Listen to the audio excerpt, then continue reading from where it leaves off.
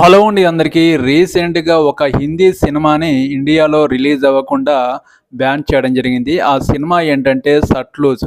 ఈ సినిమా పంజాబీ ఒక నిజ జీవిత ఆధారంగా తీసిన ఈ సినిమాని ఇండియాలో హిందీ చిత్ర పరిశ్రమలో రిలీజ్ చేయకుండా బ్యాన్ చేశారు. అయితే ఈ సినిమా రిలీజ్ అవ్వడానికి కొన్ని కండిషన్స్ కూడా పెట్టడం జరిగింది. సెన్సార్ వాళ్ళు ఈ సినిమాని 127 కట్లు చేస్తేనే ఈ సినిమా రిలీజ్ అవ్వడానికి పర్మిషన్ ఇస్తామని చెప్పడం జరిగింది. అయితే ఈ సినిమా తీసిన డైరెక్టర్ దానికి ఒప్పుకోలేదు. ఎలాగైనా ఈ సినిమాని రిలీజ్ చేయాలని జీ5లో ఓటీటీలో రిలీజ్ చేయడం జరిగింది.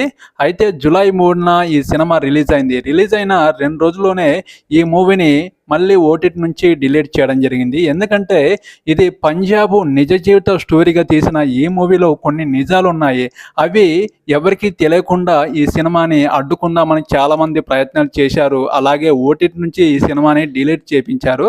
అలాగే సెన్సార్ వాళ్ళు ఈ సినిమాకి 127 కట్లు చెప్పడం జరిగింది. అసలు ఈ సినిమా నిజ జీవిత చరిత్ర ఆధారంగా తీసిన ఈ సినిమాలో చాలా హిస్టరీ ఉంది. అంటే పంజాబ్కి చెందిన ఒక బ్యాంకు ఎంప్లాయీ ఆ పంజాబ్లో కొన్ని హత్యల గురించి బయటపెట్టడం జరుగుతుంది. ఆ హత్యలు బయటపెట్టిన తర్వాత అక్కడ జరిగిన పరిణామాలు ఏంటి అనేది ఈ సినిమా నిజ జీవిత చరిత్ర ఆధారంగా తీసిన స్టోరీ.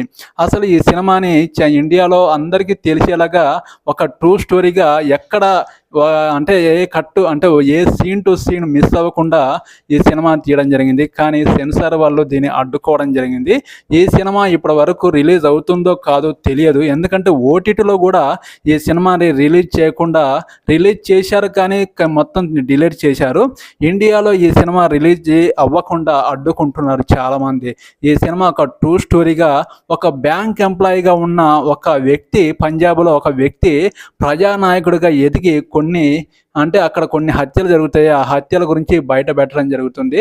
అలాంటి ట్రూ స్టోరీని తీసిన డైరెక్టర్ ఎక్కడ ఈ సినిమా ఒక్క సీన్ మిస్ అవ్వకుండా రిలీజ్ చేయాలని చూశారు, కానీ ఈ సినిమాని అడ్డుకున్నారు. మీరేమంటారు ఈ సినిమా మీద? సట్లూజ్ సినిమా మీద తప్పకుండా కామెంట్ సెక్షన్లో కామెంట్ చేయండి. నా ఛానల్ వెళ్ళే ముందు ఎవరైనా సబ్స్క్రైబ్ చేసుకున్న వాళ్ళు ఉంటే please support my channel. Okay, bye.